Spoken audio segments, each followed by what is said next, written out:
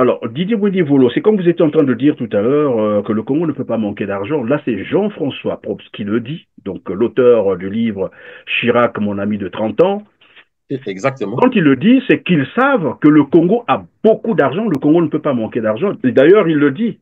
Et là, de manière un peu beaucoup plus claire que au lieu d'utiliser l'argent du pétrole pour le bonheur de la population, mais non, Sassou Nguesso utilise l'argent pour voilà satisfaire ses appétits, j'allais dire ses appétits égoïstes. Ce n'est pas moi qui le dis, c'est Jean-François Probst qui le dit. Quelqu'un qui connaît très bien Sassou Nguesso et qui est parmi ceux qui ont ramené Denis Sassou Nguesso au pouvoir par les armes. Moi, le travail que j'ai fait à l'époque, et je suis encore titulaire dans mon coffre, de la note qui a été remise à Denis Sassou Nguesso avant qu'il parte de Paris pour l'organisation d'un processus démocratique et des élections. Donc Brazzaville, le Congo-Brazzaville, pour nous, c'est pas seulement le pétrole et de la richesse, de la forêt que les Malaisiens, les Chinois ont envie d'exploiter. C'est pas seulement le CFCO que les Coréens ou les Chinois pourraient eux aussi exploiter. Donc ce que j'ai voulu expliquer dans ce livre, Chirac, mon ami de 30 ans, c'est comment j'étais de ceux qui avaient aidé Sassou et qu'ensuite nous avons été extrêmement déçus par l'échec de Denis Sassou Nguesso. D'abord, il y a eu des exactions effroyables, notamment les 350 assassinés du Beach. Ça, c'est des choses qui méritent le jugement des tribunaux pénaux internationaux. Puis il y a surtout tous ces détournements de fonds publics, d'utilisation de l'argent du pétrole pour autre chose que le bonheur du peuple. Enfin, toute une série de déceptions. Monsieur Probst, Le c'est Congo ne le manque pas fidèle d'argent. parmi les fidèles. Monsieur Probst, c'est le fidèle parmi les fidèles de Jacques Chirac jusqu'à la fin du pouvoir de Jacques Chirac. J'ai souvent suivi ces vidéos autour de la situation du Congo. C'est pour cela que au CRC, nous rassurons les Congolais. Denis Sassou Nguesso peut partir aujourd'hui. Ça sera difficile dans les premiers temps, mais au bout d'une année, 2 ans, nous aurons réglé beaucoup de problèmes qui feraient que les Congolais vont bien vivre. Aujourd'hui, ce qu'on n'arrive pas à payer, c'est une volonté manifeste de nuire parce que le pouvoir déteste sa population. On n'a jamais vu un cas similaire dans l'histoire politique des États où un pouvoir déteste sa population au point de laisser sa population crever de tout, pas d'école, pas de santé, pas de nourriture, pas d'infrastructure. Et entre-temps, ce sont donc les individus, c'est-à-dire qui sont au pouvoir, qui ont l'argent. Vous parliez de cette prise de tête entre Doukaga et Arlette Nono-Soudan. Mais, Monsieur Perrin, dans quel pays les comptes d'un ministère se retrouvent sur les comptes privés, personnels des ministres? C'est-à-dire que chez nous, chaque ministère devient une entreprise à la charge du ministre. Et les comptes sont sur ces comptes. Où est donc passé l'argent du Congo-Brazzaville? Voilà qui nous amène sur pratiquement le dernier volet, mais je crois que c'est l'avant-dernier. C'est la diplomatie congolaise qui souffre aujourd'hui. L'image du Congo est ternie. Sur 94, c'est ça, 94 diplomates rappelés entre 2022 et 2024, seuls 19 ont pu regagner le Congo-Brazzaville, a déclaré Jean-Claude Gakosso, ministre des Affaires étrangères, devant le Sénat, faute de moyens financiers. Le Congo n'a plus d'argent même pour rapatrier les familles de ces diplomates. Moi, je me dis, mais dans quel pays nous sommes? Monsieur Perrin, on parle de la vie des gens qu'on a envoyés à l'étranger représenter le Congo, qui ont fait leur boulot, et c'est le pouvoir qui décide de les rapatrier, et le pouvoir décide de nommer d'autres. Mais on a, par manque d'argent, ceux qui sont arrivés en fin de mission ne peuvent pas rentrer, et ceux qu'on a nommés ne peuvent pas voyager. Ces Toute la pays-là, diplomatie est déstructurée, là, il n'y a plus rien qui marche. mais le ministre des Affaires étrangères, qui mieux peut nous donner l'information? Le ministre des Affaires étrangères vient de nous dire que dans ces pays-là, nous n'avons plus de diplomates. Ce n'est pas moi qui le dis. Il dit quand même qu'on n'arrive plus à payer les loyers. On n'arrive plus à payer les loyers, même au Cameroun. Et même les services, c'est-à-dire des entreprises qui sont chargées de ramener ces familles au Les Congo. entreprises, donc, le Congo n'arrive pas à acheter des billets pour que ces diplomates rentrent ou voyagent. Mais pourquoi Sassou ne les prend pas dans son avion au lieu de mettre les membres de sa famille? Pourtant, Officiellement, ces diplomates peuvent voyager dans l'avion de Sassou. au lieu de mettre les enfants de Bongo et autres. Et puis mieux encore, comment le ministre des Affaires étrangères peut nous expliquer que le ministère des Affaires étrangères n'a pas 1,7 milliard pour gérer tout ça et la fille de Dominique Okeba a pu donner 1,5 milliard à un copain.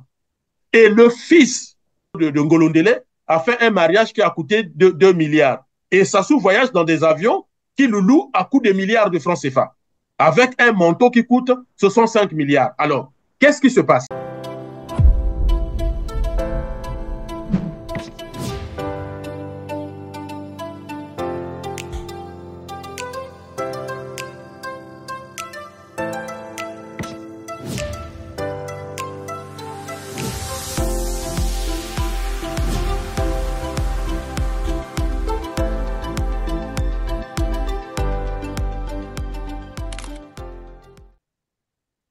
Mesdames, Messieurs, bonjour, ravi de vous retrouver sur RCT. Merci de suivre Droit de Savoir. Avec moi sur ce plateau, Didier Mouini-Volo, spécialiste des relations internationales, porte-parole du Congrès pour la Renaissance du Congo, le CRC. Bonjour Didier Mouini-Volo, c'est toujours un plaisir de vous avoir sur notre plateau R7. Bonjour, monsieur Christian Perrin. Et puis, tout le plaisir est pour moi et pour le CRC, mais je pense aussi pour les populations congolaises, en tout cas de partager ce moment de réflexion avec vous. Merci d'accepter ce décryptage de l'actualité congolaise avec nous. Au centre de cet échange, l'image du Congo-Brazzaville à l'extérieur, vilipendée pour ne pas dire terni par l'irresponsabilité du gouvernement congolais. Nous apprenons que le Congo-Brazzaville doit 1,7 milliard de francs CFA aux sociétés chargées de rapatrier les familles des diplomates congolais rappelés entre 2022 et 2024, mais aussi des loyers. Le Congo-Brazzaville n'aurait plus d'argent, assez de moyens pour subvenir au bon fonctionnement de la diplomatie congolaise. Mais commençons par la dégradation des conditions de vie des Congolais. Il y a une descente aux enfers qui ne dit pas son nom. Difficile à croire d'ailleurs pour un pays dit pétrolier comme le Congo-Brazzaville, troisième dans son rang en Afrique subsaharienne, un pays très riche en ressources naturelles exploitées, le gaz, les minerais, le bois, pays avec une façade maritime, sans compter ses terres arables. Je vous propose de suivre un reportage. Ce reportage porte sur l'état de dégradation très avancé du réseau routier de Pointe-Noire, la ville même qui produit du pétrole, la ville économique du Congo, Pointe-Noire. Chantiers abandonnés, zéro route dans un état piteux, c'est l'état actuel du réseau routier de la ville économique congolaise qui fait grise mine à la grande désolation des populations confrontées aux embouteillages monstres. Cette situation donne du fil à retordre aux usagers de la route qui dénoncent la passivité des autorités municipales à cause du ralentissement des travaux engagés. La voie publique est devenue dans une situation vraiment très délabrée. Là, nous demandons vraiment le secours, l'intervention des autorités publiques, qu'ils puissent venir à aide, afin qu'ils puissent quand même faire quelque chose de bon concernant la population.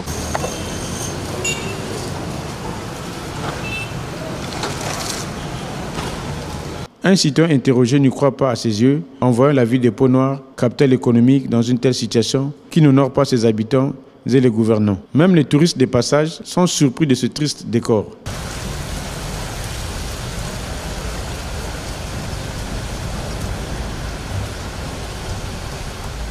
Je suis taximan. Les routes vraiment ne sont pas accessibles. Vraiment, c'est gaspillé tout le quartier normalement. Ce n'est pas seulement Mbota ou Nkwikou, non. Tous les quartiers. Pour circuler, ce n'est pas facile. Parce que tout ce qui cause les embouteillages, c'est les trous. Parce que c'est les routes qui sont gaspillées. Voilà pourquoi il y a trop de embouteillages, quoi.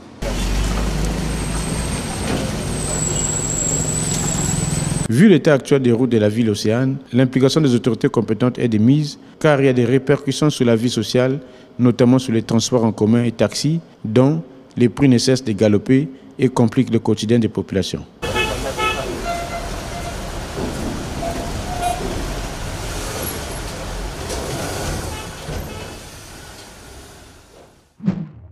Alors Didier Mouni-Volo, quelle analyse vous inspire ces images d'une ville pétrolière, les images de l'état très, très dégradé, j'allais dire, du réseau routier de Pointe-Noire, la ville économique, la ville qui produit le pétrole congolais, donc qui participe à plus de 80% dans l'économie congolaise. Des images très récentes, donc tournées il y a à peine 24 heures, 48 heures par là. Mais vous savez, Monsieur Perrin, lorsqu'on regarde ces images, on a du mal à croire que nous sommes au Congo-Brazzaville si je reprends tout ce que vous avez dit dès le début. C'est-à-dire que le Congo est un pays pétrolier, le Congo produit du gaz, le Congo est très riche, il y a une façade maritime. J'invite les Congolais d'aller regarder dans le monde entier dans quel état se trouvent les villes dites côtières, c'est-à-dire des villes avec une façade maritime. Une ville avec une façade maritime est ouverte au monde.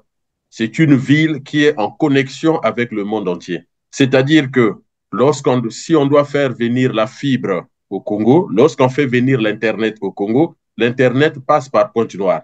Donc, la couverture Internet à Pointe-Noire doit être la meilleure au Congo-Brazzaville, non pas parce qu'il faut favoriser Pointe-Noire, non, mais c'est parce que Pointe-Noire a une façade maritime et les câbles sous-marins passent par les mers et les océans. Donc, et puis, lorsque vous avez un port maritime, un port sur l'Atlantique, un port maritime, ça suppose que vous pouvez faire du commerce avec le monde entier, puisque euh, les bateaux, ce qu'on appelle les super tankers, eh ben, ce ne sont pas dans les fleuves, ce sont dans les mers et dans les océans. Et d'ailleurs, si vous lisez la géopolitique et la géostratégie mondiale, je ne parle pas africaine ou européenne, mais je dis bien mondiale, que les nations recherchent un accès à la mer. Et le Congo a été considéré pendant longtemps, et d'ailleurs le Comme un CRC pays de transit en plus, oui, oui. Comme un pays de transit, parce que nous avons cette façade maritime qui nous permettait de servir d'exportation et d'importation pour des pays comme la Centrafrique et le Tchad, pour ne citer que ces deux pays-là. Donc, la situation de la ville de Pointe-Noire est une situation inexplicable, ou sinon expliquée sur le simple fait que le pouvoir fait exprès d'affamer, d'appauvrir cette ville. Cette ville produit tellement de richesses pour que cette ville soit la vitrine du Congo. Dans tous les pays, la capitale n'est pas la capitale politique, j'entends bien, n'est pas forcément la vitrine. Je prends un pays où Sassou a été anobli, où il a eu un titre traditionnel comme la Côte d'Ivoire. Allez dans tous les aéroports du monde, je dis bien du monde, États-Unis, Europe, Afrique, vous verrez que principalement les vols sont sur Abidjan, la capitale économique, et non pas sur Yamoussoukro, qui est la capitale politique. Et d'ailleurs, c'est quand même curieux que le gouvernement habite plutôt Abidjan et non pas Yamoussoukro. Donc, vous avez comme ça dans tous les pays des villes, des localités qui, par leur situation géographique, ne peuvent pas connaître la misère, mais en tout cas pas comme on la connaît à Pointe-Noire. En plus du pétrole et du gaz et toutes les richesses qu'on peut trouver à Pointe-Noire, nous avons aussi la façade maritime. Et moi, j'aimerais bien, et là, je lance encore un appel au gouvernement de Koliné Makosso, moi, je veux bien qu'on puisse débattre entre Congolais. Qu'est-ce qui justifie la misère de Pointe-Noire? L'état de route. Vous avez des pays qui sont très bien goudronnés en Europe, qui importent le pétrole congolais, mais le Congo, d'où vient le pétrole, n'a pas de goudron. Vous avez des pays qui ne sont pas des grands producteurs de pétrole, comme la France et l'Allemagne, mais où vous avez toujours le carburant dans les stations-service. Mais au Congo-Brazzaville, les gens font 3 mois sans carburant. Vous avez un pays qui est très arrosé sur le plan hydrographique, en eau douce. On est très bien arrosé, mais on manque d'eau potable. Donc, à un moment donné, il appartient à la raffinerie de pétrole, il appartient à la mairie de Pointe-Noire. Moi, je voyais encore ces salariés de la mairie de Pointe-Noire qui chantaient 2 ans Oyo, à salier le côté, 2 ans Oyo. Moyibi na Moyibi. Évidemment. Mais il faut que la mairie s'explique. Qu'est-ce qui justifie cette misère? Évidemment. On parlait donc de l'état de dégradation, la dégradation des voies, disons, du réseau routier de Pointe-Noire. Et là, vous avez donc évoqué un autre point, c'est un peu le non-paiement, évidemment. Des salaires, c'est des dizaines, des mois d'arriérés de salaire non payés. Et les agents ont commencé, en fait, ont manifesté. Je crois qu'ils sont encore en grève. Alors, on nous dirait peut-être que c'est un morceau choisi, mais je préfère proposer un autre reportage. Cette fois-ci, c'est à Brazzaville. Toujours sur l'état de dégradation très avancé du réseau routier du Congo-Brazzaville. Regardez ce reportage et on revient sur le plateau. Nous sommes sur la deuxième sortie nord de Brazzaville, au quartier Ngamakoso dans le 6e arrondissement Talangaï. Entre le dépôt Faki et l'arrêt église, la circulation automobile est rendue difficile par le sable qui a envahi la chaussée. Les automobilistes peinent à traverser la zone. Lorsqu'il pleut, la route elle est vraiment bizarre. On ne peut même pas marcher, on ne peut même pas traverser. Il y a même les voitures qui s'arrêtent. Donc on paye les bus double. Les bus ne peuvent pas traverser. On s'arrête juste à l'arrêt église là. On doit encore marcher pour aller prendre le bus au marché Ngamakoso. Maintenant, imaginez si c'est seulement 150 pour aller à l'autre Lamikalu. Donc tu dois encore marcher de ici jusqu'à là-bas pour prendre le bus. L'autre jour là, je suis rentrée très tard. J'ai quitté petite chose à 19h. Je suis revenue à la maison ici à 20h parce qu'il n'y avait pas de bus. La population est pénalisée. On n'a pas moyen de déplacer. Pour arriver à Mampassi, il faut avoir 3 bus. Mais ici, ce n'est pas possible. Je ne sais pas si on est au Congo ou on est nulle part. C'est un quartier négligé par l'État congolais. L'espoir des populations de Ngamakoso repose sur l'intervention des pouvoirs publics. L'État n'a jamais arrivé ici. Là. Moi, est-ce que les Libanais, on met souvent les Libanais, les Syriens, on met souvent leurs engins ici. Là. S'il y a l'un des gros camions des Chinois. Sinon, l'État ne vient jamais nous porter d'ici. Bien voilà, Didier Boudi-Volo, à Pointe-Noire comme à Brazzaville, l'état de route où le réseau routier est totalement délabré, à en croire Anatole Collinet-Bakosso. Bon, pour Pointe-Noire, le cas de Pointe-Noire, on nous a parlé d'une municipalisation additionnelle, mais Brazzaville a connu 3 municipalisations accélérées successives. Et cela a coûté des milliers de milliards de francs CFA. Pendant 3 ans successifs, Brazzaville a bénéficié de la municipalisation actuelle. Et on en parle souvent, voilà, on a dépensé de l'argent pour construire nos villes, pour doter nos villes des infrastructures. Et là, voici ce que ça donne, par exemple, pour Brazzaville. Quel commentaire en fait? Mais là encore, comme pour Pointe-Noire, vous avez souvent ce pouvoir qui fait des effets d'annonce, qui dit que nous allons faire telle chose, qui dit même avoir débloqué de l'argent. Attention, Monsieur Perrin, donc, il faut suivre la rhétorique du pouvoir. Ils ne vous disent pas qu'il manque l'argent. Ils n'ont jamais dit qu'il manquait l'argent. Mon dernier passage sur votre chaîne, sur R7, vous rappeliez que on avait débloqué de quoi construire 4000 forages, oui. 4000 forages. Donc, l'argent a été débloqué. À aucun moment, le président de la République qui en parle n'a dit qu'il manquait de l'argent. Il manquait l'équivalent de 2000 forages. Il explique bien que l'argent a été décaissé. Mais on n'a fait que 50%. Et 50% qui ne sont plus opérationnel parce que tombé en ruine. Et donc, oui, parce que l'argent de 50% autre non. Mais c'est ça. Donc, avec ce que vous êtes en train de dire, on revient dans la même rhétorique où on décaisse de l'argent, les ouvrages ne sont pas réalisés, mais on ne demande pas non plus les comptes à ceux à qui on a remis l'argent. Mais il y a un épisode que les Congolais ont vu passer très vite et on a laissé tomber. Mais ça mérite qu'on revienne là-dessus puisqu'on parle des infrastructures. Monsieur le ministre Bouya, question d'un député du PCT à l'Assemblée, il a pris l'équivalent de 133 km de route. L'argent a été décaissé. C'était un député du PCT. C'est le député Ibovi qui lui posait d'ailleurs la question de savoir mais comment. Et regardez la tête. Et pour une route il n'existe pas une route imaginaire. Mais alors, Ça Et d'ailleurs, pose donc la question. Didier Moueni-Volo, avant d'évoluer, je vais proposer donc cet extrait à nos téléspectateurs, le député Ibovi qui s'adresse évidemment à Jean-Jacques Bouya. Suivez. Je peux vous entendre, monsieur le ministre, quand vous avez parlé du contrat sur l'entreprise de tonnage. Non, je voulais vous entendre que vous avez signé un contrat pour l'aménagement des 135 km. Parce que comment vous avez fait une concession d'une route, monsieur le ministre, une concession de route, et qui n'existe même pas. Mais d'ici, oui. Voilà, alors Jean-Jacques Bouya a reçu de l'argent pour une route probablement de 130 et quelques kilomètres, et on imagine un peu le coût, c'est beaucoup d'argent. C'est près de 137 milliards de francs CFA. Pour vous donner une équivalence, les routes, en réalité, les entreprises qui construisent les routes comme Bouygues, comme Vinci, pour citer des entreprises françaises, mais vous pouvez interroger les entreprises chinoises ou brésiliennes, c'est facturé au kilomètre.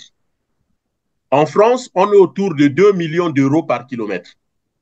C'est pour cela que les routes restent le monopole des États.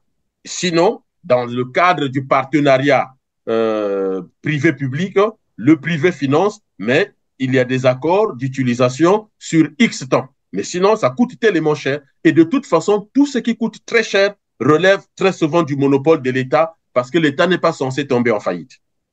C'est ce qui fait que même quand les banques privées connaissent des crises, pour protéger pas que la banque, mais parce que la banque finance l'économie réelle, donc finance les entreprises, pour protéger les banques, les États sont obligés de les nationaliser. L'exemple le plus remarquant, pendant la crise des subprimes, c'est lorsque JP Morgan, je crois, est nationalisé. C'est lorsque les banques en Angleterre, l'Angleterre qui est le temple du capitalisme européen, le gouvernement se met à nationaliser les banques et les entreprises, mais c'est pour les protéger. Donc, c'est facturé par kilomètre. 2 millions à peu près d'euros par kilomètre. Donc, si vous multipliez par 133 kilomètres, faites le calcul.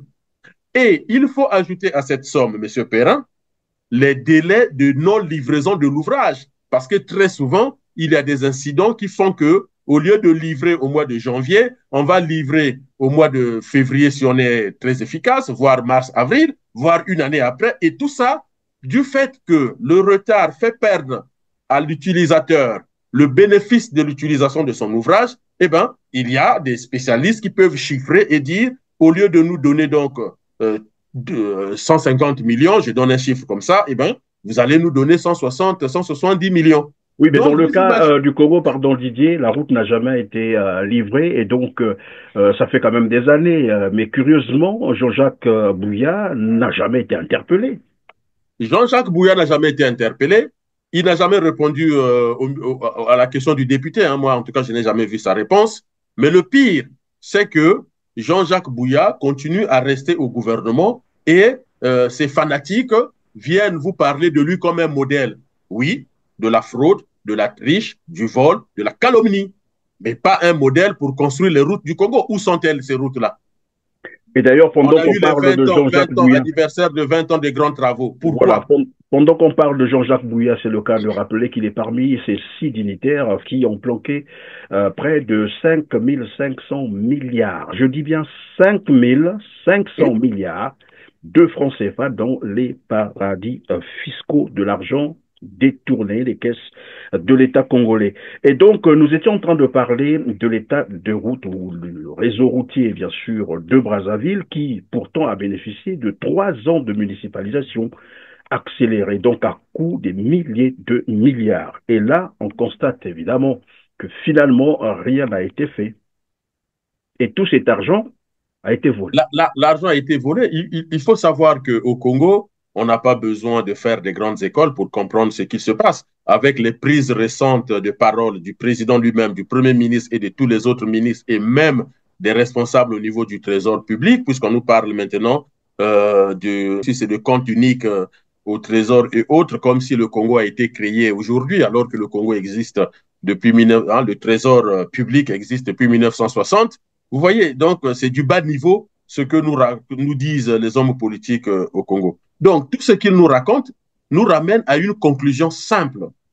C'est que toutes les administrations, et toutes les entreprises qui existent au Congo ont été tellement perverties, hein, c'est de la perversion dans le sens clinique du terme, pour servir de vache à lait aux dirigeants, aux hommes politiques et aux dirigeants du pouvoir et du PCT. Parce que sinon, je n'ai pas trouvé cette théorie, M. Perrin.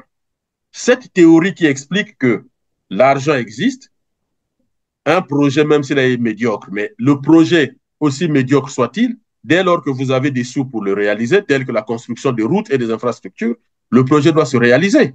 Et la seule théorie que j'ai trouvée qui justifie cela, c'est la corruption, c'est le vol et c'est le gangstérisme. D'où ma conclusion, une fois de plus, que le Congo n'est pas dirigé par une dictature, le Congo est dirigé par une bande de mafia, de gangsters qui font ce qu'ils veulent. Parce que même dans une dictature, même dans des pays avec un monopartisme, la Chine mène une bataille féroce contre ce genre de comportement.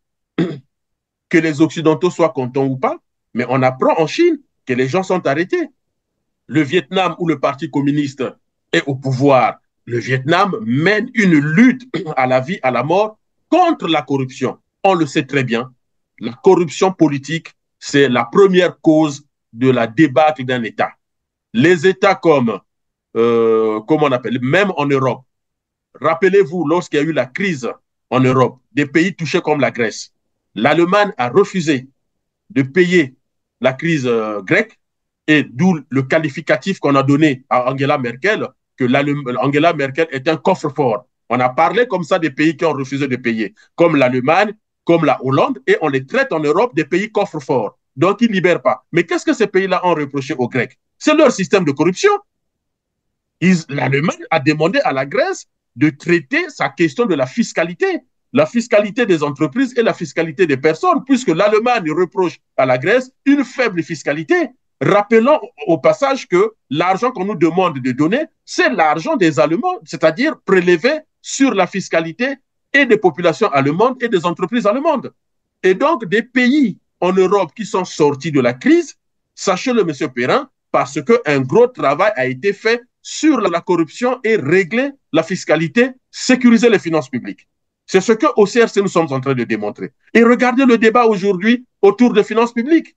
Il y a panique à bord. Pendant que vous parlez de ce débat, évidemment, est-ce que, tout à l'heure, on a parlé des détournements des deniers publics, de tout l'argent qu'on a affecté pour la construction, évidemment, des infrastructures routières, par exemple, ou de la municipalisation. Est-ce que ce n'est pas le fait, évidemment, qu'ils ont transféré, j'allais dire, la trésorerie de l'argent public vers la banque postale? Et là, on va se poser quand même la question, qui a pris donc cette décision et pourquoi est-ce que l'argent public du Congo est désormais gardé au niveau de la banque postale, lorsqu'on sait que, tout le monde le sait, je ne suis pas économiste, je ne suis pas financier, mais il y a la directive que rappelaient d'ailleurs les agents du Trésor, la directive 01/11, UEAC 190 CM22 relative aux lois des finances, qui exige que tout l'argent public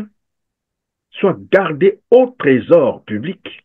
Comment le Congo est arrivé à déplacer ou disons à se détourner de cette directive? Est-ce que ce n'était pas là déjà un début ou bien une intention manifeste évidemment de dilapider tout l'argent? Mais déjà, je trouve qu'il y a un gros problème dans notre pays. C'est-à-dire qu'il manque dans la presse congolaise, parce que si nous voulons nous en sortir, il manque quand même la présence des spécialistes. Au Congo, normalement, il nous faut des responsables du Trésor public, des responsables du ministère du Budget, des responsables de la banque postale congolaise, des responsables politiques autour de la table, et puis discuter qu'est-ce qui s'est passé. Nous sommes quand même un pays où les gens ils sont prêts à le faire, je ne pense pas. Nous avons quand même un journaliste spécialiste en la matière. C'est Alphonse Dongo qui souvent nous fait ou nous partage ses articles, très bien d'ailleurs rédigés, sur l'économie. Mais est-ce que les économistes, les spécialistes bien sûr en la matière au Congo sont prêts à en parler en public? Alors, écoutez-moi, M. Perrin. faisons ce que nous voulons. Soit on est dans le mailloto et donc le Congo va disparaître. Moi, je ne suis pas dans une théorie catastrophiste. Je vous parle des analyses telles que ça existe. Les empires disparaissent. Les civilisations disparaissent. Je ne suis pas en train de vous raconter une fable. Soit on fait le mailloto et nous allons disparaître, soit nous sommes sérieux. Mais le sérieux, c'est avec qui? Mais avec ceux qui ont étudié la science moderne. Je ne veux pas ici engager un conflit tradition-modernisme. De toute façon, tous les pays du monde, nous sommes embarqués dans ce navire-là. Vous avez vous-même vu. Pourquoi ce problème sort? Mais parce que même le pouvoir PCT, même Sassou lui-même, ils se rendent compte qu'ils sont bloqués, ils ont fait une vraie bêtise. Qu'est-ce qu'une banque postale? Mais regardez partout dans le monde, là, quelles sont les fonctions d'une banque postale et quelles sont les fonctions d'un trésor public. Qu'est-ce que vous me dites? Vous me dites qu'au Congo, on fait le choix de transférer à la banque postale les compétences d'un trésor public et vous voulez que ça marche. Mais c'est comme si un malade qu'il faut opérer, eh ben, on choisit de faire l'opération dans une salle de classe ou encore dans un supermarché. Si on veut faire une opération chirurgicale qui réussisse, mais il faut qu'on soit dans un bloc opératoire avec tout le plateau technique nécessaire. Donc, il faut qu'au Congo, nous apprenions à être sérieux. Une infirmière, malgré ses compétences de 30 ans, 40 ans, ne pourra jamais remplacer un chirurgien. Elle est infirmière. Les Congolais disent... Didier Mouni, vous vous arrêtez comme ça. Tout à l'heure, vous avez parlé de la compétence, c'est-à-dire avoir des compétences sur la matière, c'est-à-dire l'économie, les finances et autres, la monnaie. Mais je pense que le Congo a ses compétences. Ce ne sont pas des compétences qui manquent. Et c'est là que je voudrais vous poser la question de savoir si ce n'est pas une volonté politique, une volonté manifeste, bien entendu, de détruire, de ruiner le Congo-Brazzaville. Parce que dernièrement, vous avez suivi Denis Sassou Nguesso dans son message à la nation, où il a évidemment ordonné en sorte qu'on ramène tout ce qui est finances publiques au Trésor. Et je crois que le ministre de l'économie ou des finances, je ne sais pas si c'est lui, a pris déjà l'initiative de ramener évidemment toute cette trésorerie au Trésor public, tout cet argent au Trésor public. Il a été question de la conciliation des écritures entre le GUP et le Trésor. Et là aussi, nous dirons que les équipes travaillent depuis quelques mois dans le cadre de la mise en place du compte unique du Trésor. Et les équipes ont dû accélérer le travail parce que on se souvient que le 28 novembre 2024, devant le Parlement réuni en congrès, le président avait fait une injonction pour demander au gouvernement qu'à compter du 1er janvier, que tous les paiements se fassent à travers le Trésor public. Et donc ce travail est fait. Peut-être que ne tiendrons-nous pas les délais du 1er janvier, parce que c'est un travail immense, mais nous pensons pouvoir le faire courant janvier pour respecter l'engagement ou l'injonction que le président de la République a bien voulu nous faire.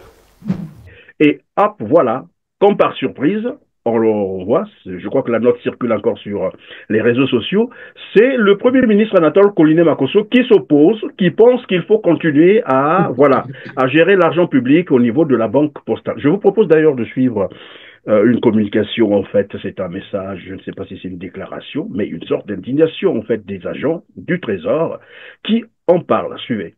Notre position au niveau du syndicat du Trésor est claire. Le Congo est signataire des traités internationaux, notamment au niveau de la CEMAC. Et la directive CEMAC 01/11 dit clairement que les recettes publiques doivent revenir au Trésor public. Les différentes lois, notamment la loi organique, donnent ce privilège au Trésor public. Je crois que dans mon interview avec le journaliste Alphonse Ndongo, j'avais décrit cette arnaque de la Banque postale du Congo qui servait en réalité aux écuries d'Ogia qui ponctionnaient et qui ponctionnent les recettes publiques à leur détriment. Le président de la République, dans son adresse sur l'état de la nation le 28 novembre dernier, l'a rappelé et il a demandé à ce que le compte unique du Trésor soit opérationnel en janvier 2025. D'ailleurs, le ministre des Finances l'a rappelé en écrivant à la direction générale de la Banque postale pour résilier ce contrat qui est en réalité un contrat qui sert les intérêts des uns des autres. Et que voici cet après-midi que nous lisons sur les réseaux sociaux que le Premier ministre a décidé de retoquer la correspondance de son ministre des Finances. En tout cas, au niveau du Trésor public, la base est mobilisée pour dénoncer ce fait et que chacun répondra de toutes les conséquences qui en découleront. Parce que nous n'accepterons jamais, plus jamais, que les prérogatives du Trésor public soient transférées au profit d'une banque, même si cette banque est une banque à capitaux publics. Voilà, nous devons rester tout simplement dans le strict respect de la loi. Nous sommes un syndicat, il y a plus de 2000 adhérents, la base est mobilisée et le lundi, pour nous, ce sera l'occasion de lancer un message fort à tous les décideurs que la loi doit être respectée. Le président de la République, il est le garant de la Constitution, il est le garant des traités internationaux. Et que personne, même si c'est le Premier ministre, personne ne peut manquer de respect aux instructions du chef de l'État. Et j'ai bien l'impression que les gens ont des agendas cachés parce qu'on ne peut pas accepter que le président de la République fasse une déclaration solennelle et que quelques jours après, ses ministres décident, son Premier ministre décide d'aller à l'encontre de cette instruction présidentielle. Ça, nous n'allons pas accepter cet état de fait. Merci. Didier Mwindi-Volo, voilà, dans un même gouvernement, on a cette opposition des ministres qui ne se comprennent pas, alors qu'ils ont, en réalité, les ministres devaient avoir le même objectif, la même vision. Et là, on se rend compte que c'est comme une bataille, une guerre des écuries au sein du gouvernement, qui fait quoi, qui protège quoi concrètement. On ne comprend plus ce qui se passe. Et là, on comprend très bien, voilà pourquoi je vous posais la question, si ce n'est pas une volonté politique de ruiner le Congo, de détruire le Congo, mais en tout cas de dépecer le Congo.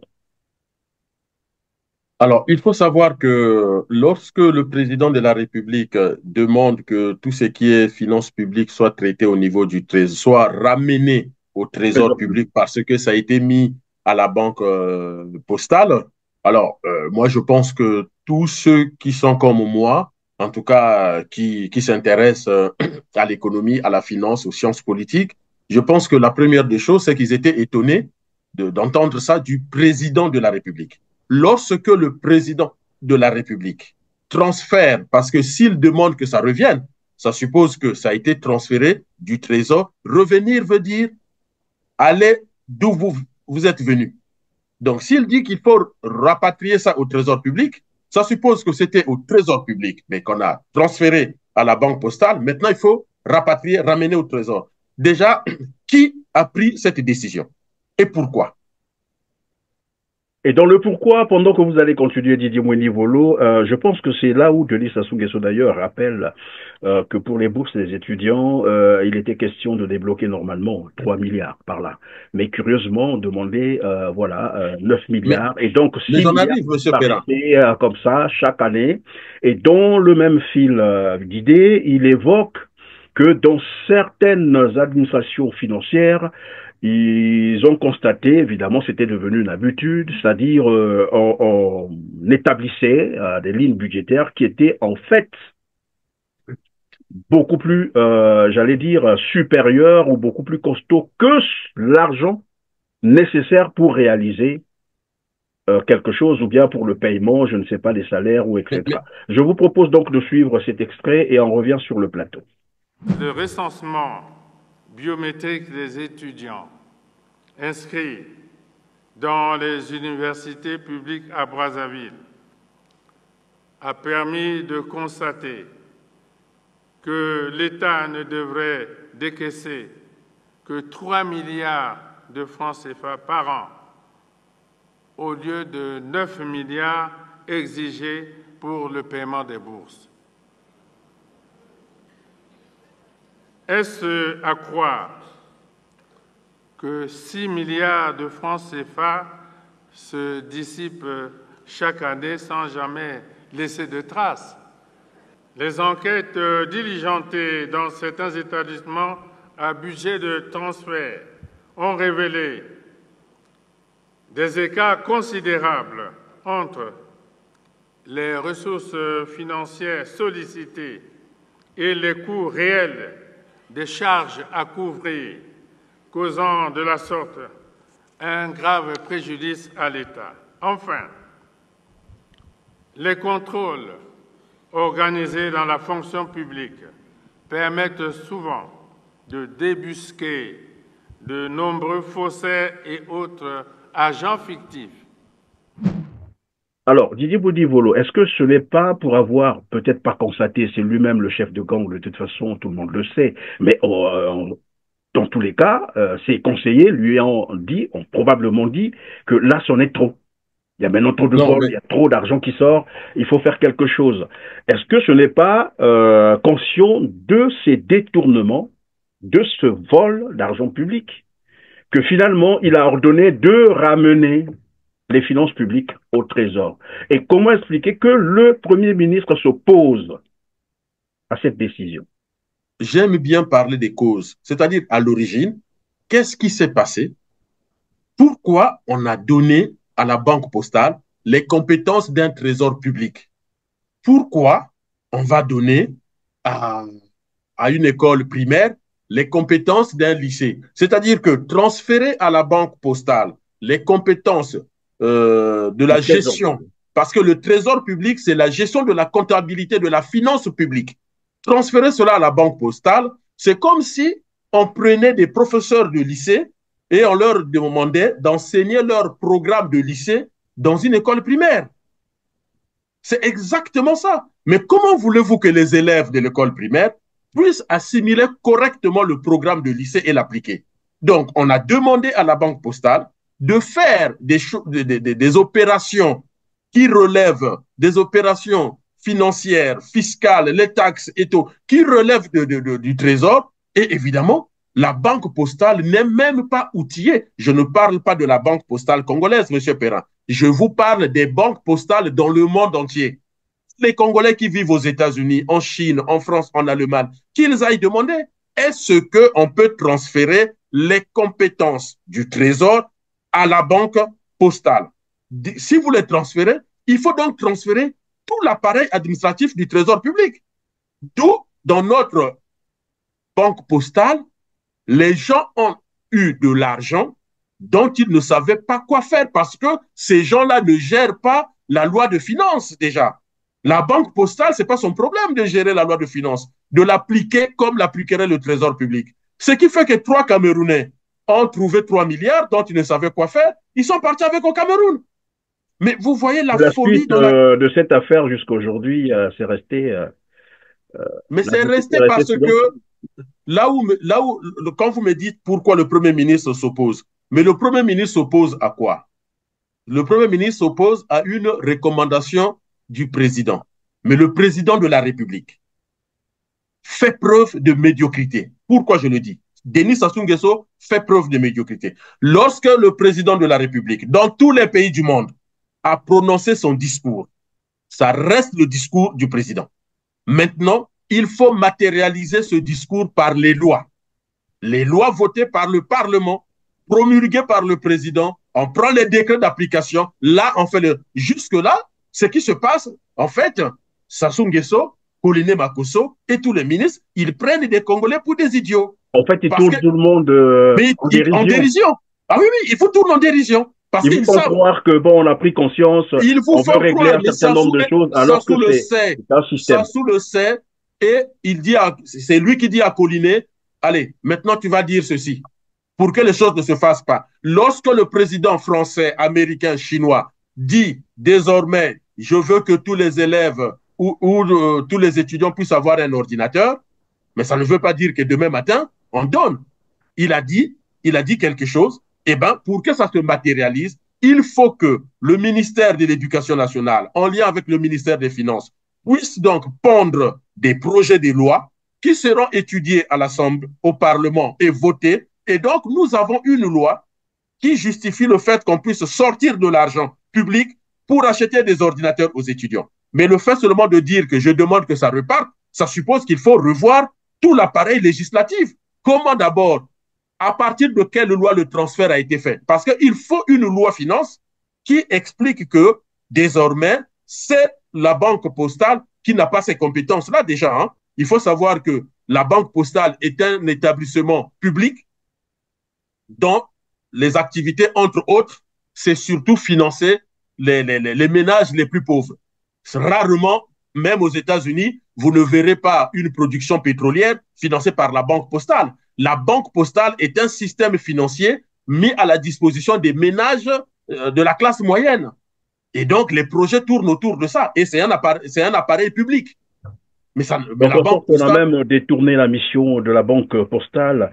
Et on a perverti notre banque postale et c'est devenu la vache à lait des gens qui sont au pouvoir. Parce que le trésor public a des compétences telles que si tout se passe au trésor, tout de suite les gens sauront.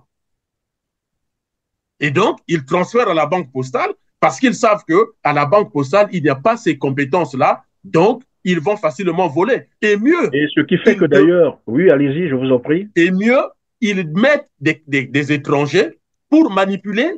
Aujourd'hui, tout est informatisé. Et le système informatique est manipulé par les étrangers. Ils disent que ces Camerounais sont partis avec 3 milliards. Prouvez-le. Est-ce que c'est ce qui fait également, parce qu'en fait, ils ont choisi la banque postale parce que là-bas, au moins, chaque ministre a son compte et qu'il gère son compte, voilà, de manière privée. Personne ne saura combien ce qu'il a sorti, combien est entré, parce que vous avez dit tout à l'heure au Trésor, dès que vous faites un mouvement, tout le monde sait ce que vous êtes en train de faire avec, voilà, de l'argent public. Et d'ailleurs, ça nous rappelle ici la passation de service, hein, qu'il n'avait pas d'ailleurs.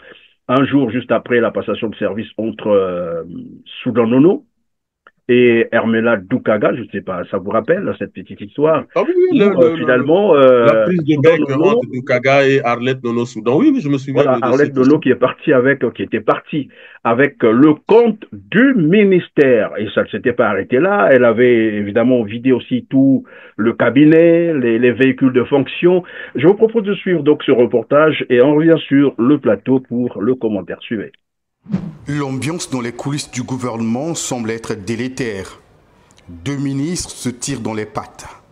Destinée Hermela Doukaga, ministre du Tourisme et des Loisirs, décoche une flèche à l'encontre de sa collègue Arlette Soudan Nono, sa prédécesseur, désormais ministre de l'Environnement, du Développement durable et du Bassin du Congo. Quelques semaines seulement après leur prise de fonction, les relations entre les 2 ministres sont devenues exécrables. Destinée Hermela Doukaga décide donc d'en découdre.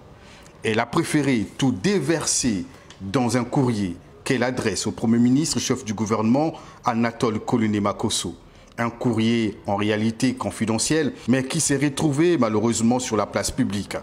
Le courrier est quand même un brin excessif. La nouvelle ministre du Tourisme et des Loisirs démontre clairement que sa collègue l'empêcherait de travailler. Elle indique l'opacité dans les dossiers financiers du parc automobile et la volonté d'Arlette Soudan Nono de bloquer les comptes bancaires du ministère du Tourisme et des Loisirs, domicilié, semble-t-il, à la Banque postale du Congo. L'affaire fait grande polémique sur les réseaux sociaux.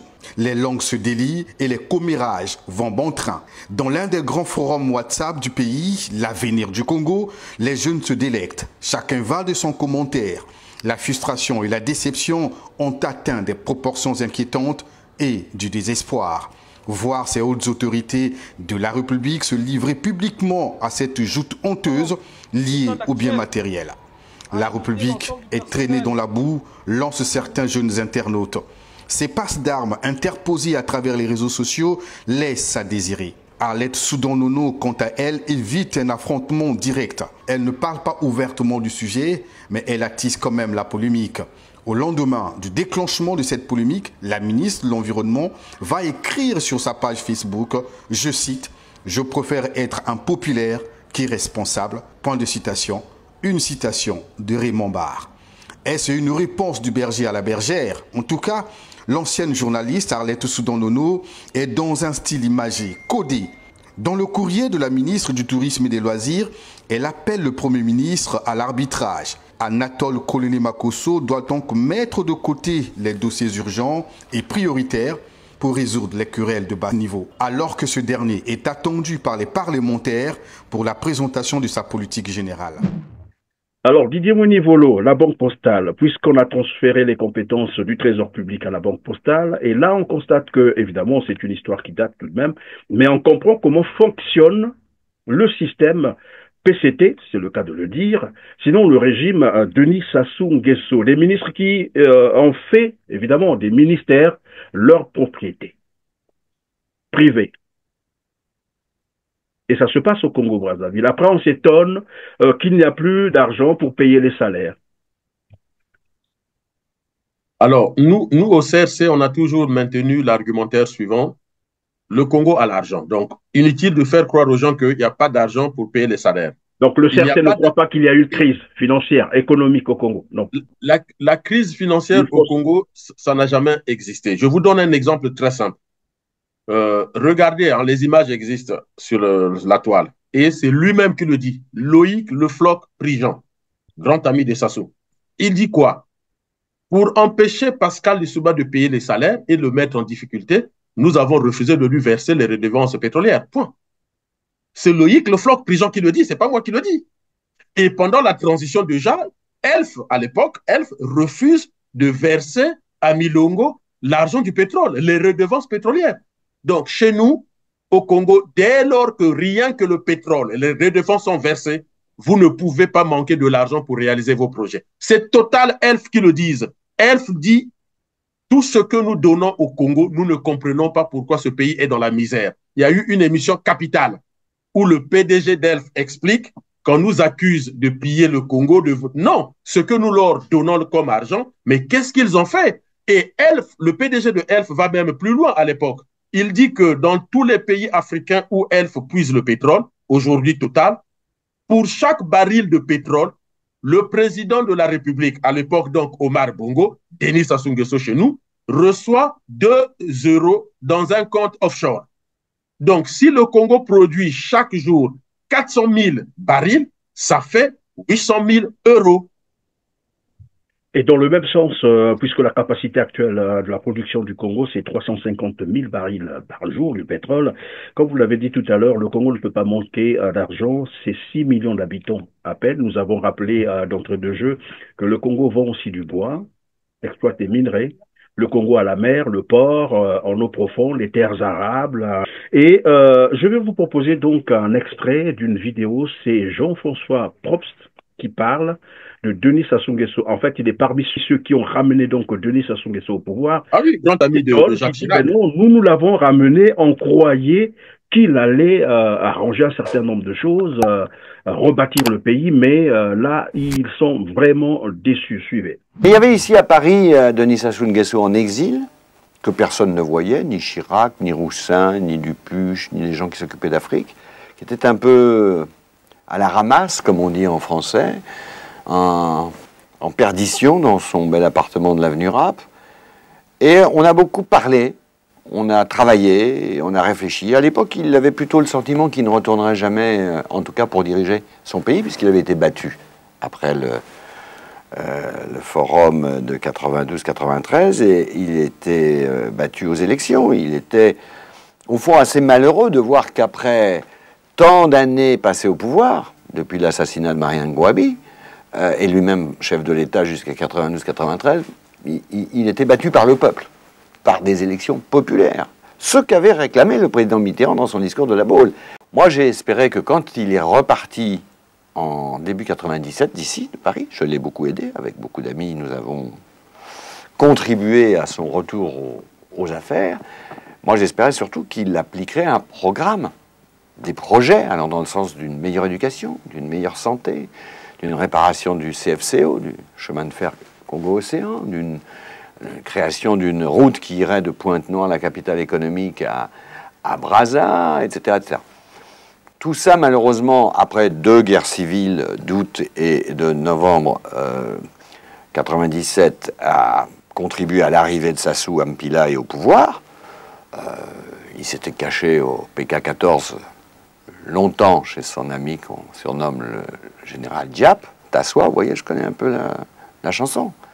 J'ai encore ici, dans mon carnet, le long numéro de téléphone où je joignais depuis ce téléphone bleu Sassou, qui était en préparation de reprendre le pouvoir. Alors, Didier Bouédi-Volo, c'est comme vous étiez en train de dire tout à l'heure que le Congo ne peut pas manquer d'argent. Là, c'est Jean-François Probst qui le dit, donc l'auteur du livre Chirac, mon ami de 30 ans. Exactement. Quand il le dit, c'est qu'ils savent que le Congo a beaucoup d'argent, le Congo ne peut pas manquer d'argent. Et d'ailleurs, il le dit. Et là, de manière un peu beaucoup plus claire que, au lieu d'utiliser l'argent du pétrole pour le bonheur de la population, mais non, Sassou Nguesso utilise l'argent pour, voilà, satisfaire ses appétits, j'allais dire ses appétits égoïstes. Ce n'est pas moi qui le dis, c'est Jean-François Probst qui le dit. Quelqu'un qui connaît très bien Sassou Nguesso et qui est parmi ceux qui ont ramené Denis Sassou Nguesso au pouvoir par des armes. Moi, le travail que j'ai fait à l'époque, et je suis encore titulaire dans mon coffre de la note qui a été remise à Denis Sassou Nguesso avant qu'il parte de Paris pour l'organisation d'un processus démocratique et des élections. Donc Brazzaville, le Congo-Brazzaville, pour nous, c'est pas seulement le pétrole et de la richesse, de la forêt que les Malaisiens, les Chinois ont envie d'exploiter. C'est pas seulement le CFCO que les Coréens ou les Chinois pourraient eux aussi exploiter. Donc ce que j'ai voulu expliquer dans ce livre, Chirac, mon ami de 30 ans, c'est comment j'étais de ceux qui avaient aidé Sassou et qu'ensuite nous avons été extrêmement déçus par l'échec de Denis Sassou Nguesso. D'abord, il y a eu des exactions effroyables, notamment les 350 assassinés du Beach. Ça, c'est des choses qui méritent le jugement des tribunaux pénaux internationaux. Puis il y a surtout tous ces détournements de fonds publics, d'utilisation de l'argent du pétrole pour autre chose que le bonheur du peuple. Enfin, toute une série de déceptions. Monsieur Probst, c'est le fidèle parmi les fidèles. Monsieur Probst, c'est le fidèle parmi les fidèles de Jacques Chirac jusqu'à la fin du pouvoir de Jacques Chirac. J'ai souvent suivi ces vidéos autour de la situation du Congo. C'est pour cela que au CRC, nous rassurons les Congolais.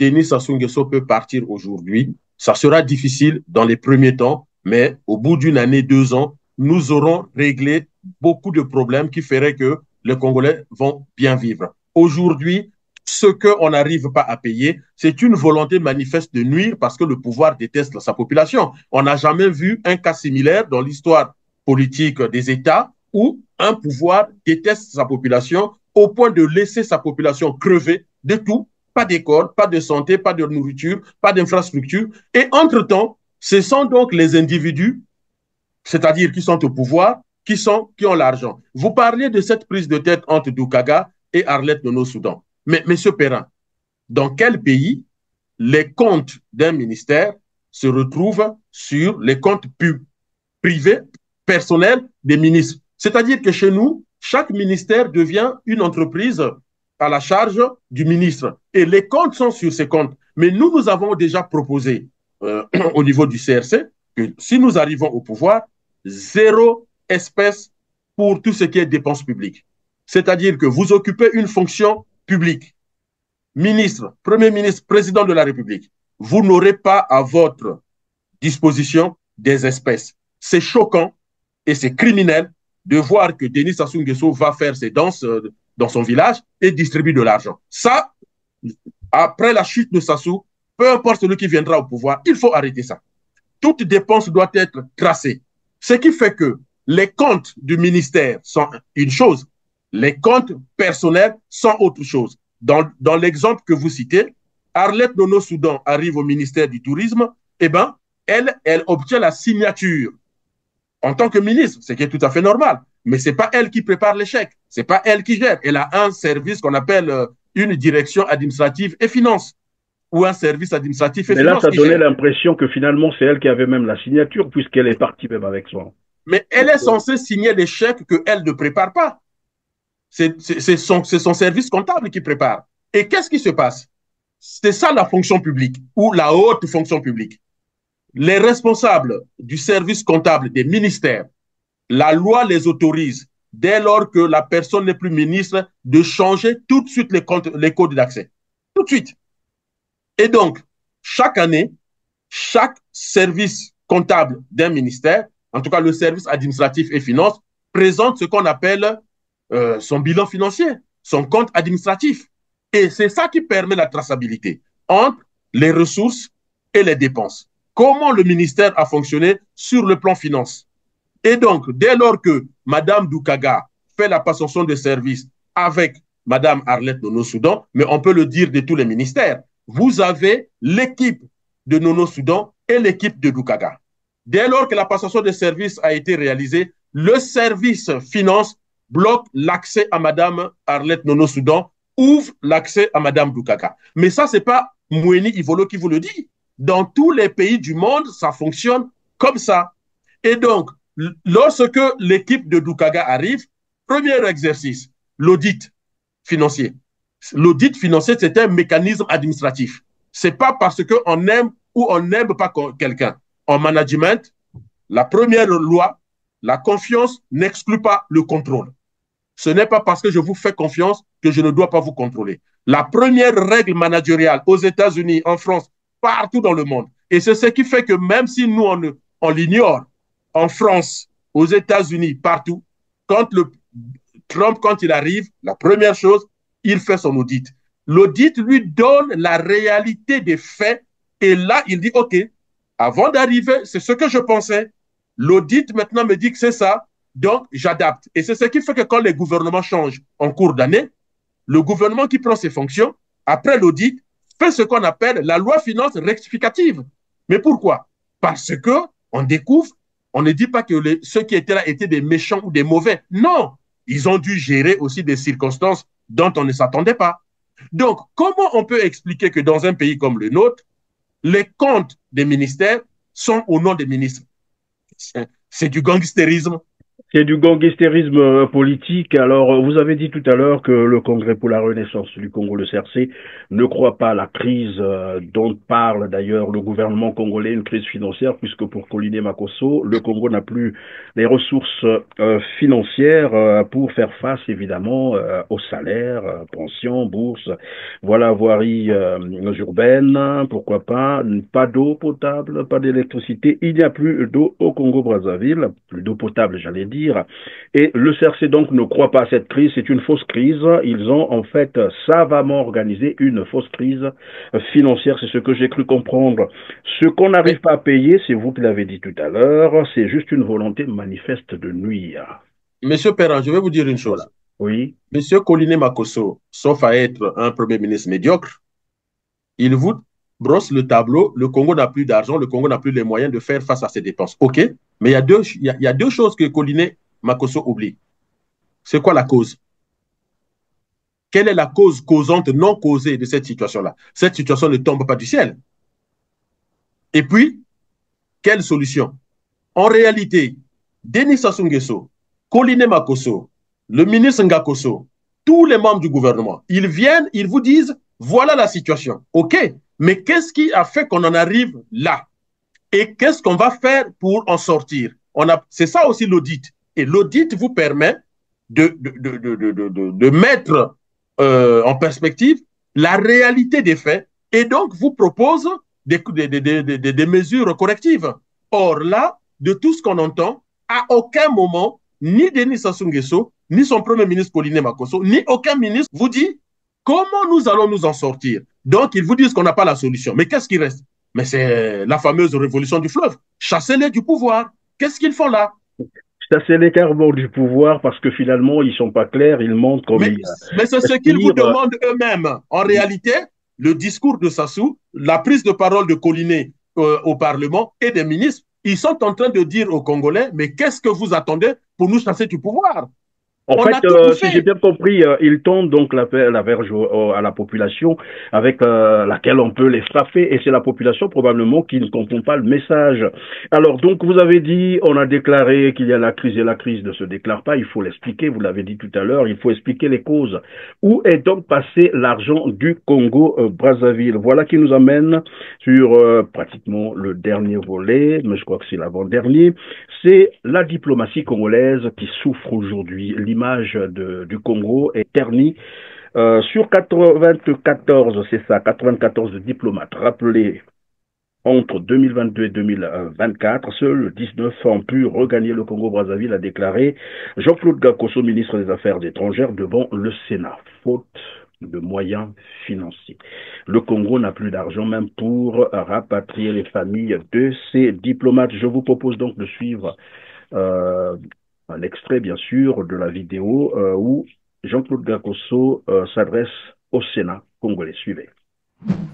Je dois dire que les charges locatives, les loyers, représentent à elles seules près de 65% de ces crédits de fonctionnement. Chacun peut donc comprendre aisément pourquoi nos missions extérieures n'arrivent pas à faire face aujourd'hui à leurs loyers, qui sont des charges, comme chacun l'a compris, incompressibles. C'est le cas de nos missions diplomatiques à Addis Abeba, à Tokyo, à Pékin, à Yaoundé, à Luanda, et j'en passe. Je préfère vous épargner de ma litanie des lamentations. Vénérable Président, vénérable Sénateur, s'agissant des diplomates rappelés et des diplomates affectés, qui sont tous bloqués, pour les uns à l'étranger, pour les autres à l'intérieur du pays, je crois que vous avez vous-même deviné qu'ici également, la difficulté réside exclusivement dans les mêmes contraintes financières auxquelles fait face notre pays. À titre d'illustration, sur 94 diplomates rappelés parce que admis à faire valoir leur droit à la retraite ou arrivés en fin de mission entre 2022 et 2024, à peine 19 ont pu rentrer au pays avec leur famille. Les autres restent à ce jour bloqués par manque de ressources financières. Les caisses d'avance engagées pour les dépenses y afférentes ayant même été annulées faute de paiement. Cette situation concerne, moi je vois que le temps s'écoule, cette situation concerne également les sociétés chargées du rapatriement des effets personnels des diplomates rappelés.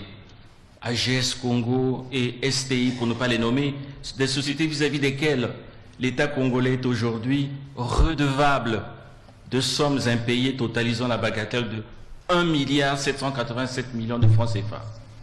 Eu égard à cette situation qui dure depuis des années, eh bien la société AGS, à part l'entremise de son avocat conseil, le ministre Mabiala doit suivre, intenté une action en justice contre l'État congolais devant les tribunaux de grande instance de Brazzaville et de Paris. Merci, monsieur le ministre. J'avais encore des informations à mettre à votre disposition, mais malheureusement... On les distribue, ces Parfait. informations. Merci, monsieur le président.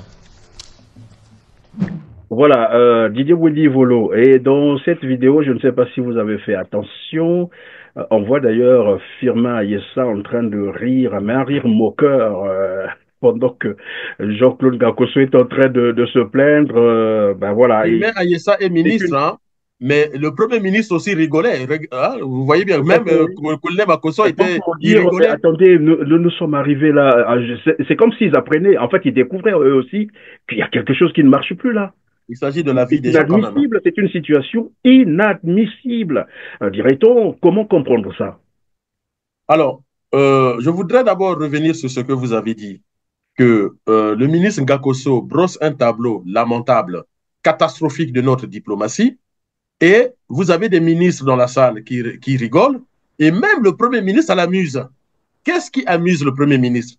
Vous voyez? Peut-être qu'il voulait lui faire signe pour dire, pas ça quand même, ne viens pas exposer ça ici. Mais ils n'ont pas eu la possibilité. Alors, donc, ça veut dire qu'ils n'ont pas appris ce qu'on appelle la communication non verbale. Vous savez, même dans nos familles, on a tous eu cette communication non verbale. Quand on était enfant, on faisait quelque chose, Il suffisait que papa, maman ou un oncle nous regarde. Le regard, on disait long. Mais là, en fait, on est comme avec des gamins dans une cour de récréation et puis on joue au théâtre. C'est le Mangobo. C'est Mangobo, version Congo-Brazzaville 2021. Et moi, plus que ce que M. Ngakoso disait, qui était déjà triste, on va en parler, mais c'est surtout les rires à ce niveau du Premier ministre. Moi, je me dis, mais dans quel pays nous sommes? Monsieur Perrin, on parle de la vie des gens qu'on a envoyés à l'étranger représenter le Congo, qui ont fait leur boulot, et c'est le pouvoir qui décide de les rapatrier, et le pouvoir décide de nommer d'autres.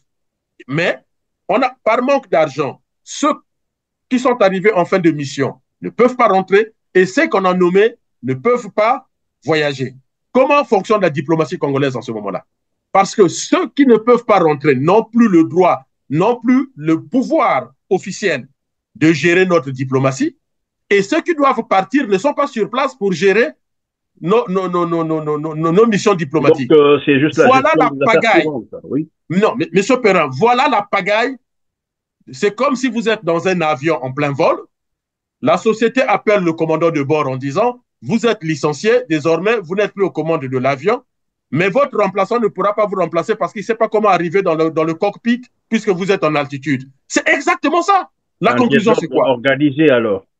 La conclusion, c'est quoi? Et là aussi, M. Ngakoso est médiocre.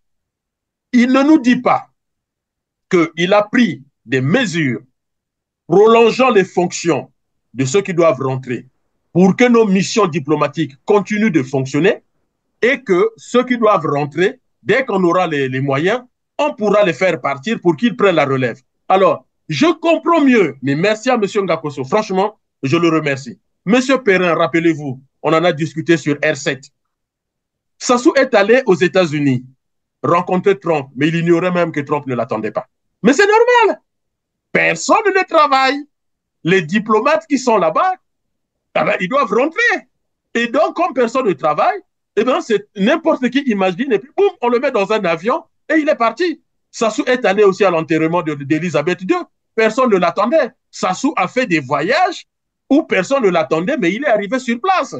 Donc, M. Ngakoso vient de nous confirmer que nous n'avons pas les moyens d'une diplomatie. Donc, écoutez-moi bien, la réponse de Thierry Mungala à Kinyumbi Kiambungu, c'est un mensonge. Parce que Kinyumbi Kiambungu dit que Sassou est un voyageur, un touriste infatigable, il fait du tourisme. Et là, il a raison. Donc, lorsque Thierry Mungala vient nous dire qu'il voyage pour la diplomatie congolaise, c'est faux. Puisqu'on vient de nous dire que dans ces pays-là... La diplomatie est déstructurée, là, il n'y a plus rien qui... Mais le ministre des Affaires étrangères, qui mieux peut nous donner l'information? Le ministre des Affaires étrangères vient de nous dire que dans ces pays-là, nous n'avons plus de diplomates. Ce n'est pas moi qui le dis. Il dit quand même qu'on n'arrive plus à payer les loyers. On n'arrive plus à payer les loyers, même au Cameroun. Et même les services, c'est-à-dire des entreprises qui sont chargées de ramener ces familles. Les entreprises, donc le Congo n'arrive pas à acheter des billets pour que ces diplomates rentrent ou voyagent. Mais pourquoi Sassou ne les prend pas dans son avion au lieu de mettre les membres de sa famille?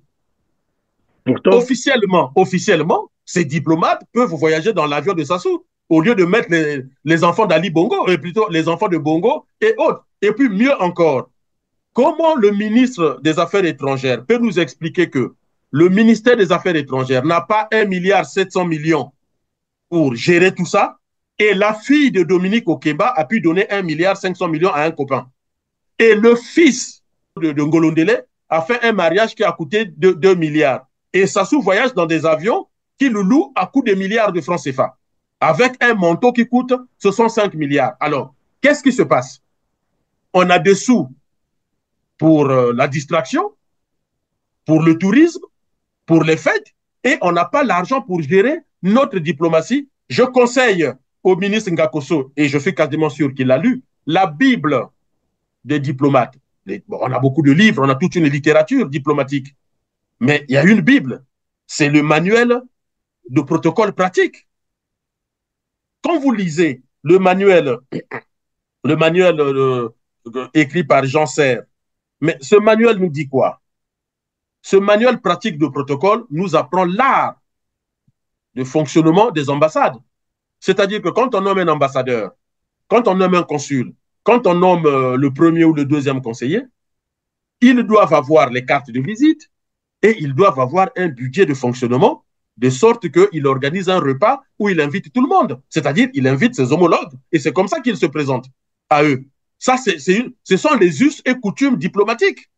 Donc, nos ambassades ne peuvent même pas respecter les us et coutumes diplomatiques. Mais c'est triste, M. Perrin, et c'est très dangereux ce qu'ils viennent le théâtre entre Sassou qui dit que on a besoin de 3 milliards, mais on demande 9 milliards, et puis Collinet qui vient dire que nous, on n'a plus d'argent, et Gakoso qui vient nous faire ce cinéma, et ça fait rire les membres du gouvernement et le Premier ministre. Mais je n'ai qu'une chose à dire, il est plus que urgent que les Congolais se soulèvent et chassent ce pouvoir. Parce que au CRC, on croyait récupérer un pays désorganisé, mais en réalité, on va récupérer une poubelle. Vous allez récupérer une poubelle et donc vous dites que ce n'est pas la celui qui viendra au pouvoir après Sassou, peu importe la personne, peu importe un homme, une femme, il va ramasser une poubelle, mais une déchetterie indescriptible. Oui, mais encore que ce dernier arrive pendant que le Congo existe encore, sinon le Congo peut disparaître comme ça. Un matin, on apprendra. En fait, le risque que les Congolais doivent comprendre aujourd'hui, au lieu d'être dans des discussions que je vois parfois sur les réseaux sociaux inutiles de Nord-Sud, mais le débat n'est même plus là. C'est un paradigme qu'il faut dépasser. Aujourd'hui, c'est maintenant, il faut sauver le soldat congolais, c'est-à-dire il faut sauver le Congo. Vous prenez au nord, il y a des dégâts incroyables. Vous prenez au sud, il y a des dégâts incroyables. Ce groupe est là pour voler, voler, voler, piller, piller, piller. Comme disait Bernard Kolela, paix à son âme, c'est la République des chèvres. Ils se sont mis autour des finances de la République qu'ils sont en train de boucouter, qu'ils sont en train de brouter. Et aujourd'hui, nous avons encore l'exemple patent. Comment fonctionnent nos institutions? Eh bien, on apprend que nos institutions fonctionnent n'importe comment. Les ministres mettent les comptes de leur ministère à leur propre nom. Donc, ça veut dire quoi? L'argent quitte, je ne sais pas, les services comptables, fonctionne et revient encore au même point puisque c'est à son nom.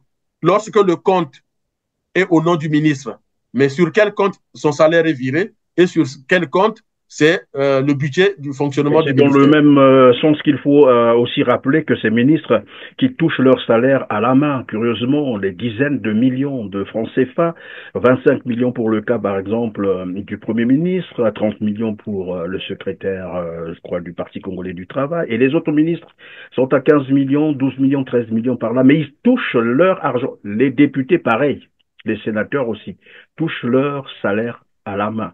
On comprend très bien comment fonctionne ce régime, mais quelqu'un disait sur ce même plateau que c'est un régime de prédation. En réalité, tout ce qui se passe au Congo-Brazzaville est organisé, savamment organisé pour détruire le Congo, pour ruiner le Congo. C'est le moins qu'on peut dire aujourd'hui. Les preuves sont là. Mais les preuves sont fournies par le pouvoir lui-même.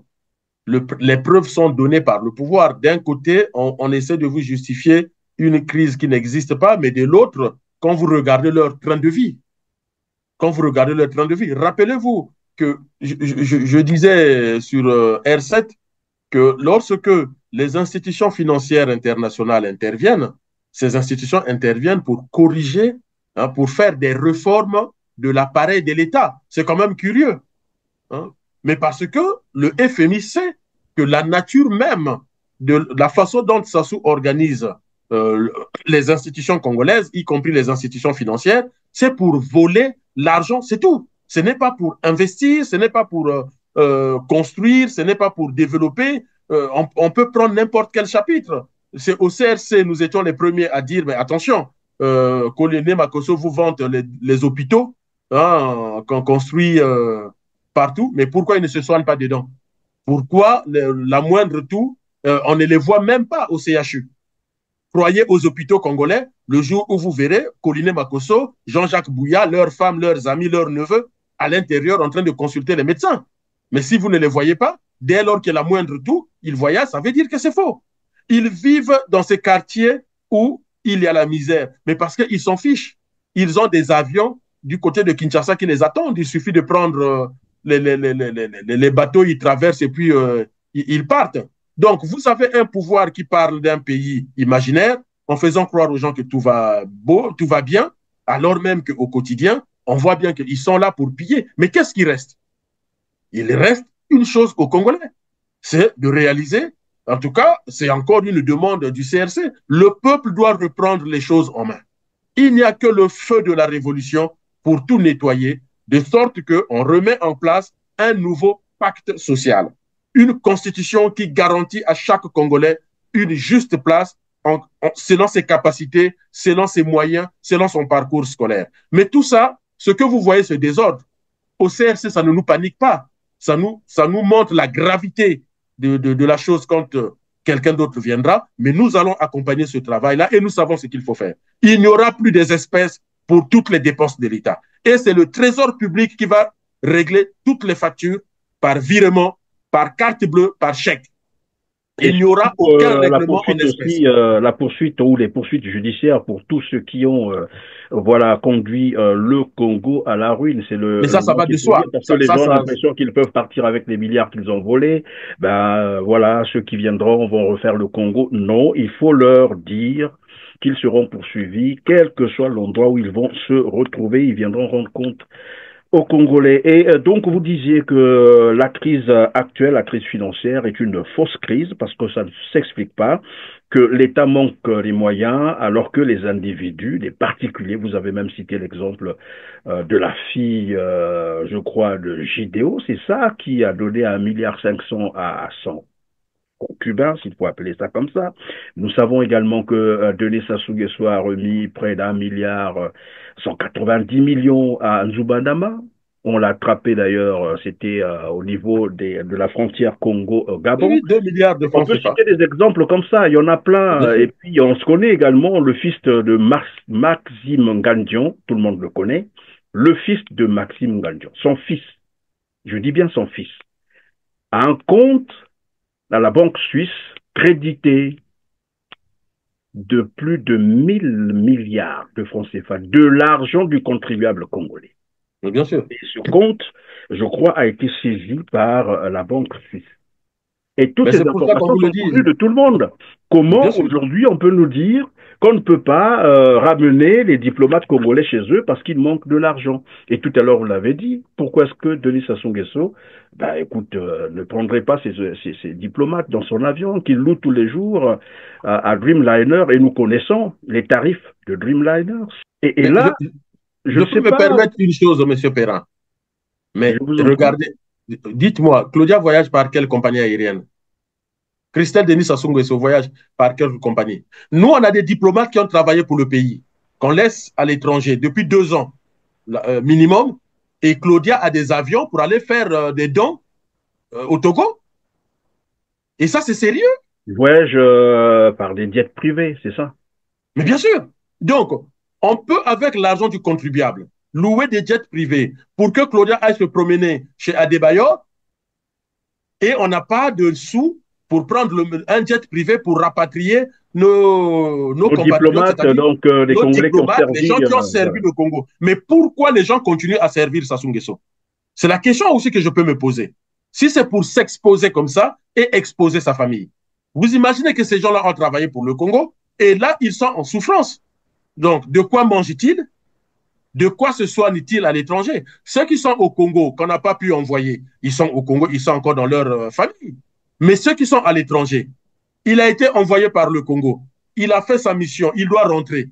Et tout à coup, soudain, il ne peut plus. Donc, il se retrouve dans une situation d'irrégularité.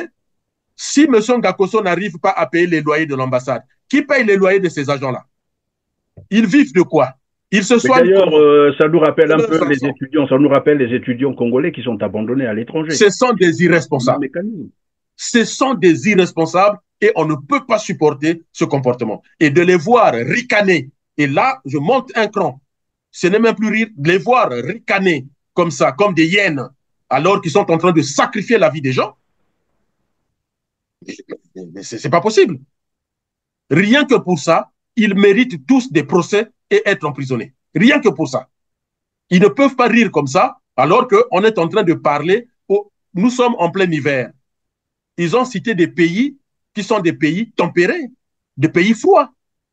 Est-ce qu'un seul instant, ils peuvent dire comment ces anciens diplomates sont en train de vivre? Puisque dès lors qu'ils ne sont plus en fonction, ils doivent rentrer. Donc, on leur a retiré leur immunité diplomatique. Or, un diplomate ne peut pas aller demander la soupe populaire. Un diplomate ne peut pas aller pleurer la faim chez une assistante sociale dans un organisme, je ne sais pas moi, qui aide les plus déshérités, puisque le diplomate est protégé par son immunité et par son pays. Donc, comment expliquer cette déconvenue-là au niveau de la diplomatie congolaise lorsqu'on sait qu'il y a d'ailleurs une dame, une Rwandaise, qui a été nommée aussi, donc qui renforce ce département puisqu'elle s'occupe de l'image ou des affaires extérieures du Congo-Brazzaville. Je cite ici Françoise Joly, vous la connaissez, et d'ailleurs le directeur de cabinet de Denis Sassou Nguesso vantait ses mérites, mais là on apprend finalement c'est la confiture dans ce domaine, dans j'allais dire, ce département. Il vous a cité, lorsque Florent Tiba dit que cette femme fait du bon travail pour le Congo, mais qu'il nous dise de quoi il s'agit. Le bon travail on l'emprise, là, plus rien ne marche. Mais non, mais vous savez, c'est au pied du mur qu'on reconnaît le maçon.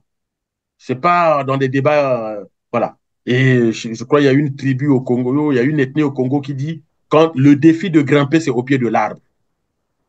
Au lieu de chanter, oui, je sais grimper, non, c'est au pied. Lorsqu'ils vous disent que cette femme-là a fait du bon travail pour le Congo, ça veut dire que c'est un travail qui est vérifiable, qui est mesurable, qui est quantifiable, qui est palpable, qu'on peut palper, qu'on peut toucher. Mais donc, il nous montre le travail qu'elle a fait. Lorsque on vante les mérites de Koliné Makosso, mais le mec lui-même vous dit, je n'ai pas les moyens, je ne peux rien faire. Mais vous avez toujours des fanatiques.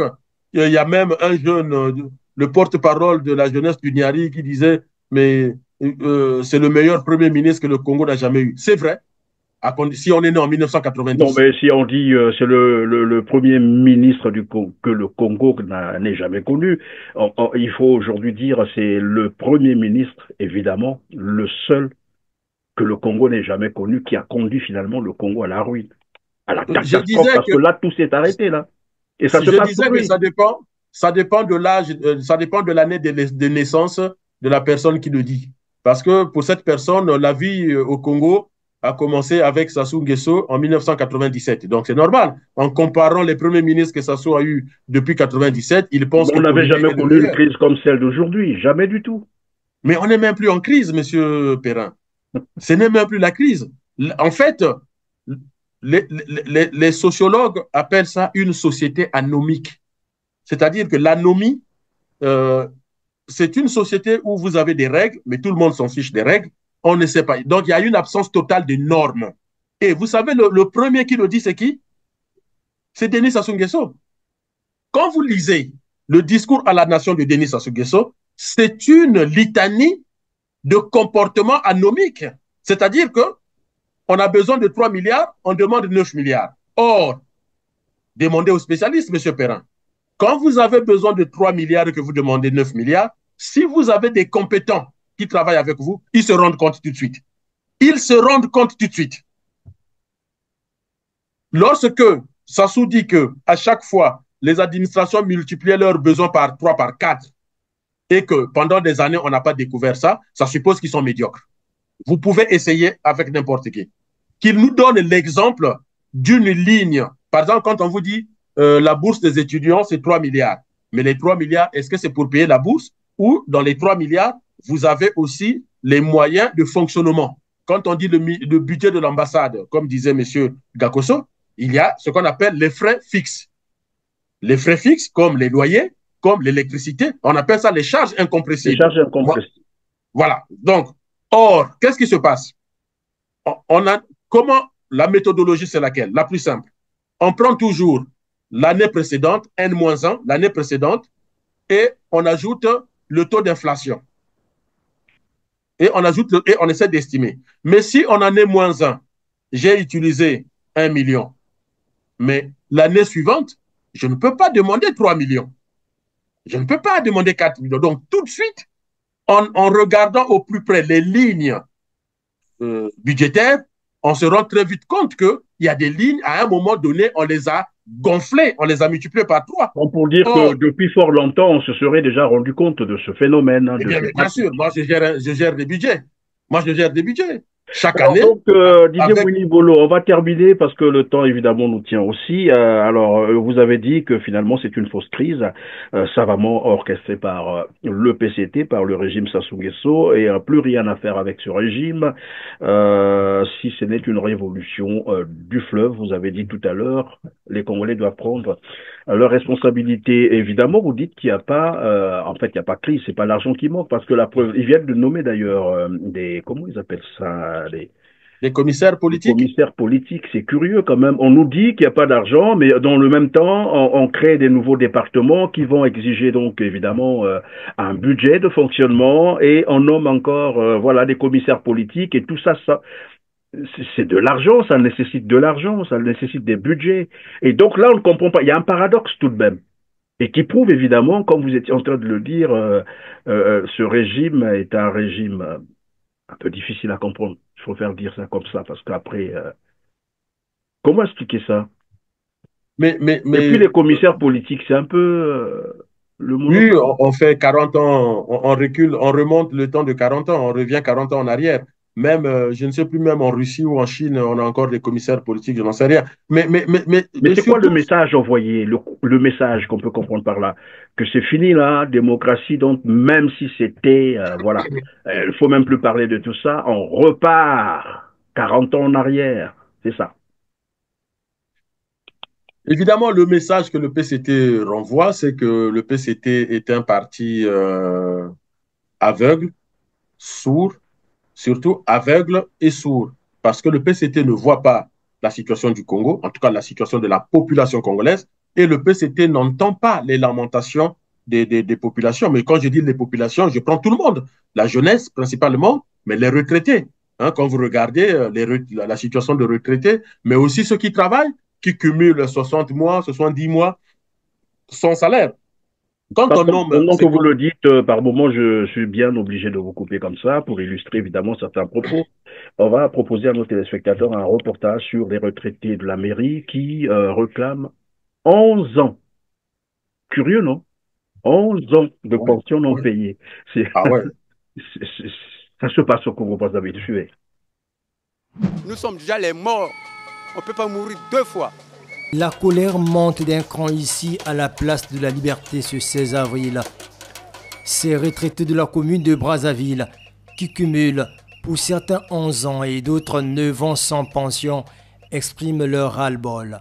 Ces retraités pointent du doigt la direction générale de la Caisse nationale de sécurité sociale CNCS qui refuse de retirer leur dossier de l'administration municipale pour traitement alors que le gouvernement a déjà versé 35 milliards 914 millions 34 069 francs CFA.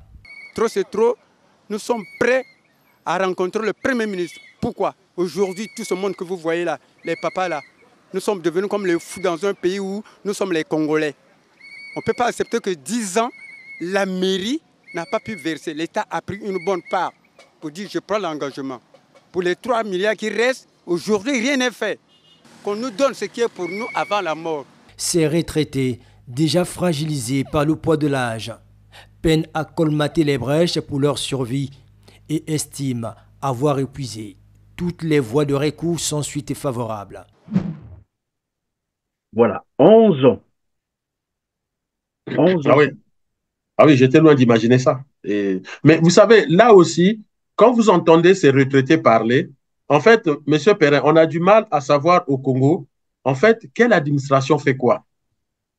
Ou qu'est-ce qui fonctionne au Congo finalement? C'est la question que j'aime à poser. Mais déjà, pour que les choses fonctionnent, il faut déjà que la mission de chaque entité soit clairement définie par la loi et qu'il y ait des instances de contrôle qui vérifient si cette mission est bien réalisée. Or, chez nous, en fait, il y a une telle pagaille, sans revenir là-dessus, Colline Makosso est Premier ministre.